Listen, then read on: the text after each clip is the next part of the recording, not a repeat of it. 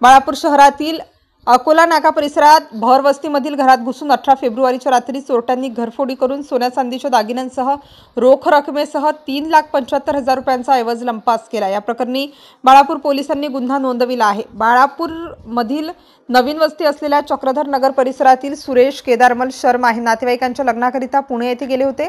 त्यांच्या घरी कोणी नसल्याचा फायदा घेऊन चोरट्यांनी घरातील दागिन्यांसह रोख रकमेवर हात साफ केले।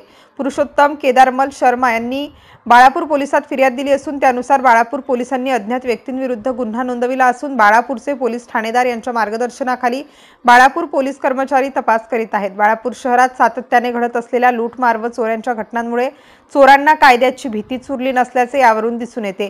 पोलीस प्रशासनाच्या दिरंगाईमुळे अशा घटना घडत असून यामुळे स्थानिक नागरिकांची डोकेदुखी मोठ्या प्रमाणात वाढली असल्याचे दिसून येत आहे।